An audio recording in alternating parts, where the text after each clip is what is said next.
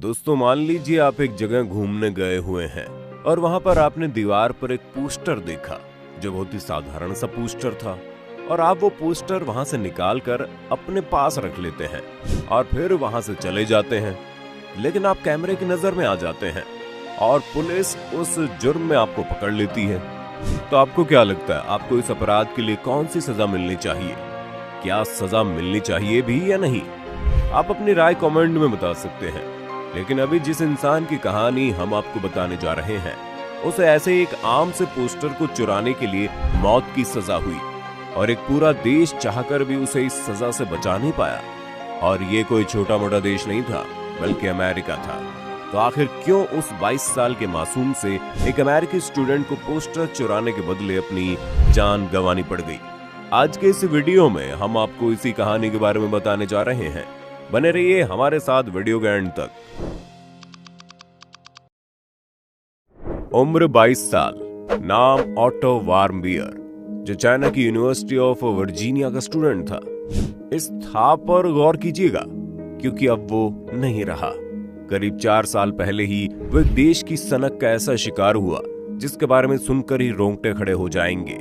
वार्मबियर चूंकि चीन की यूनिवर्सिटी में पढ़ता था, इसलिए साल 2015 के अंत और 2016 की शुरुआत को मनाने के लिए वो अपने दोस्तों के साथ कहीं घूमने जाने की तैयारी करता है। बाकी सब लोग मिलकर ये तय करते हैं कि इस बार न्यू ईयर नॉर्थ कोरिया की सुंदर बर्फ में मनाई जाएगी। सब लोग निकल पड़े उस देश में जहां बर्फ की ठंडी को छोड़कर कुछ भी ऐसा नहीं है जो सुरक्षित हो। खैर, अगर आप भी वो वीडियोस देखकर ये मानते हो कि जो एक बार नॉर्थ कोरिया चला जाता है उसका वापस आना नामुमकिन है, तो आप बिल्कुल गलत हैं। क्योंकि नॉर्थ कोरिया में आप बतौर टूरिस्ट घूमने फिरने जा सकते हैं जिसमें किसी प्रकार की कोई रोक टोक नहीं है। और ऑटो और उसके दोस्त भी इसी के तहत बतौर टूरिस्ट नॉर्थ कोरिया की सैर पर निकल पड़े। नॉर्थ कोरिया पहुंचने के बाद इन लोगों ने साल के आखिरी दिन को बखूबी सेलिब्रेट भी किया। साथ ही आने वाले नए साल की खुशी में इन लोगों ने जितनी छूट थी उस हिसाब से पार्टी भी की और फिर सब लोग आराम करने होटल निकल जाते हैं। ऑटो भी सभी की तरह जा ही रहे होते हैं कि उन्हें किसी चीज के साइन का एक पोस्टर दिखता है। वो उस पोस्टर को दीवार से उतारकर अपने पास रख लेते हैं और फिर वो भी चैन से सो जाते हैं। लेकिन शायद उनको पता था कि आज की रात ही उनके जीवन की आखिरी सुकून भरी नींद लेने वाली रात है। वो अगली सुबह उठते हैं और जैसा कि तय था कि हॉलिडे खत्म होता है और वो सब लोग वापस जाने के लिए एयरपोर्ट की तरफ चल देते हैं। एयरपोर्ट पर तभी नॉर्थ कोरिया की स्टेट पुलिस के कुछ लोग आते हैं और वो ऑटो को अपनी हिरासत में ले लेते हैं। पहले तो उसे समझ ही नहीं आता कि उसे गिरफ्तार क्यों किया जा रहा है। उसी समझ पर पर्दा डालते हुए पुलिस उसे गिरफ्तार करके अपने साथ ले जाती है और बाकी के लोग अपने टिकट के हिसाब से चाइना वापस चले जाते हैं। अब ऑटो अकेले इस सनकी देश में रह गया। पुलिस ने बाद में उसे समझाया कि उसे किस वजह से गिरफ्तार किया गया है। वजह कुछ नहीं, सिर्फ वही साइन चुराना था जो पोस्टर की तरह दीवार पर लगा हुआ था और ऑटो ने उसे चुरा लिया था।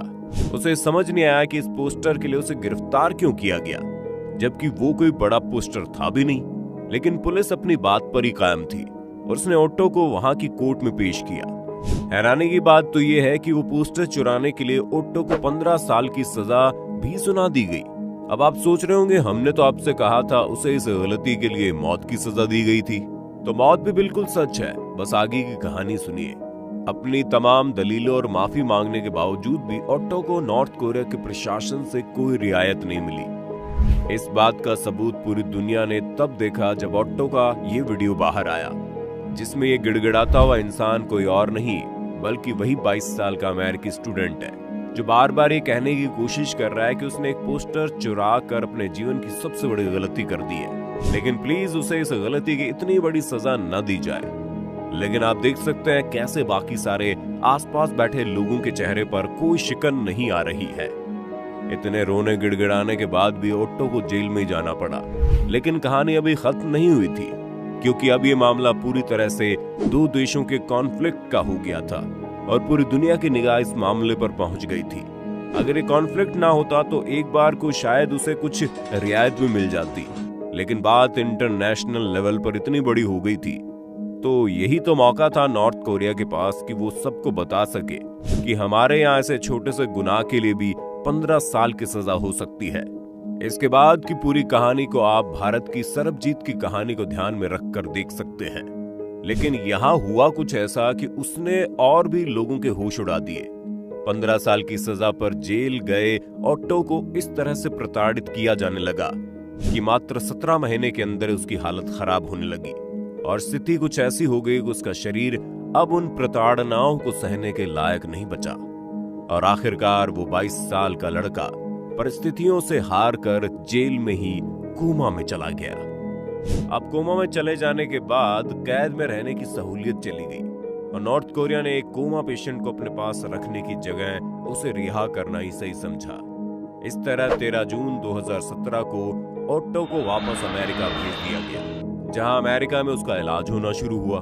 कोमा में जाने की वजह से उसका दिमाग पूरी तरह से डैमेज्ड हो चुका था, इसीलिए डॉक्टर्स चाहकर भी उसे जिंदा नहीं बचा पाए, जिसका करीब एक हफ्ते बाद ही ऑटो वार्मबियर ने इस दुनिया को अलविदा कह दिया, जिसके बाद पूरी दुनिया सदमे में आ गई थी। उसकी मौत ने दुनिया में फिर से यह साबित कर दिया कि कैसे नॉर्थ कोरिया में इस समय हालत इतने खराब हो गए हैं कि वहां इंसानियत नाम की कोई चीज ही नहीं बची है। हालांकि बाद में अमेरिका की अदालत ने नॉर्थ कोरिया पर उसकी मौत को लेकर 50 करोड़ डॉलर से ज्यादा का हर्जाना देने को कहा था। खैर, अब कोई भी सरकार कितना भी हर्जाना वसूल ले, जो चला गया वो वापस नहीं आने वाला। दोस्तों, आपको ये कहानी इसलिए भी जाननी चाहिए क्योंकि आज के समय में कब किसके साथ क्या हो जाए कोई नहीं जानता। वैसे आप क्या सोचते हैं नॉर्थ कोरिया के बारे में, और क्या आप कभी भी ऐसे देश में जाना चाहेंगे? आप अपनी राय हमें कमेंट बॉक्स में बता सकते हैं। आज की वीडियो अगर पसंद आई हो तो इसे लाइक और शेयर जरूर करें, साथ ही चैनल को भी सब्सक्राइब जरूर कर लें।